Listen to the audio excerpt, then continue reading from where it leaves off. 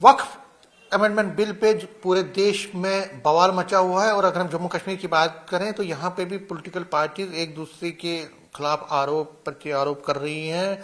मेरे साथ हैं बीजेपी के जम्मू कश्मीर के अध्यक्ष सत शर्मा जी। न्यूज़ 18 से बात करने के लिए बहुत बहुत धन्यवाद। नेशनल कॉन्फ्रेंस के उमर अब्दुल्ला जी साफ कह रहे हैं कि ये मुस्लिमों को टारगेट किया जा रहा है। वो कहते हैं कि किसी के रिलीजियस अफेयर्स में इंटरफेयर करना ये गलत है। वक्फ एक मुस्लिम का एक बॉडी है जिसको आप कंट्रोल करना चाहते हैं। मुस्लिमों पर प्रहार है।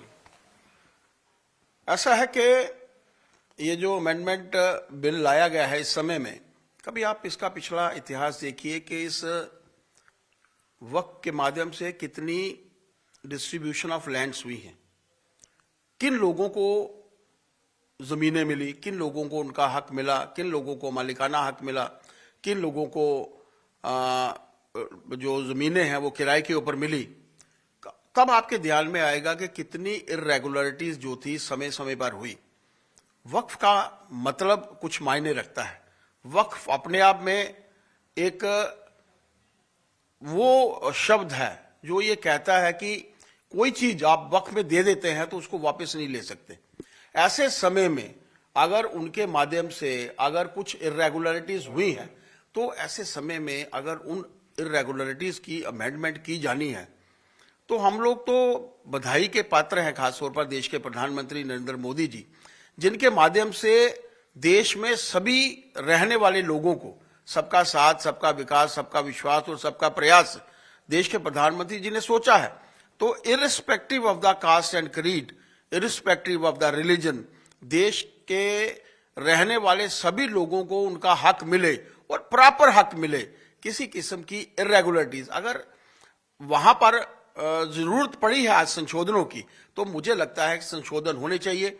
सिर्फ रेजिस्टेंस टू चेंज, वो लोग जो आज इस विषय को लेकर कह रहे हैं उनके लिए यही है कि चेंज अच्छा नहीं है, लेकिन आज जरूरत है अमेंडमेंट की। और इस वक्फ अमेंडमेंट बिल के माध्यम से आज जो अमेंडमेंट्स होंगी, मेरा मानना है कि इसके लिए देश के प्रधानमंत्री जी बधाई के पात्र हैं और लोग खुलकर उनका समर्थन कर रहे हैं। नेता समर्थन नहीं कर रहे होंगे, लेकिन लोग खुलकर, क्योंकि लोग जानते हैं क्या इरेगुलरिटीज इसमें समय समय पर जो थी वो। लेकिन जो गुमराह किया जा रहा है और बहुत सारे लोग प्रोवोकेटिव बयान भी दे रहे हैं उस पर, उनको क्या आप कसेंगे? मैं कहता हूं कि उनके लिए सिर्फ चेंज के लिए रेजिस्टेंस है, रेजिस्टेंस टू चेंज।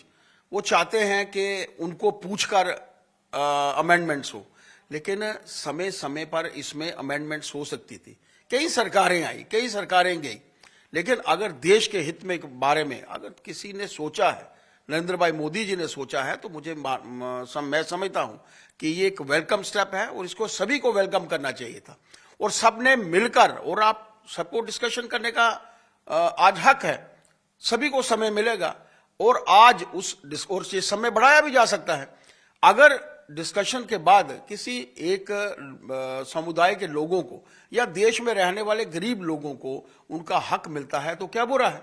मेरा मानना है कि जो इरेगुलरिटीज हैं, जो रिक्वायरमेंट्स हैं, आज समय के साथ साथ नई चीजों को लाना एक अच्छी बात है। प्रधानमंत्री जी ने जो कदम उठाया है, आज आप लोग डिस्कशन के माध्यम से देखेंगे एक अच्छा वातावरण जो है वो बनने जा रहा है। न्यूज़ 18 से बात करने के लिए शुक्रिया। कैमरामैन चांद के साथ में समीर भट्ट, न्यूज़ 18 जम्मू।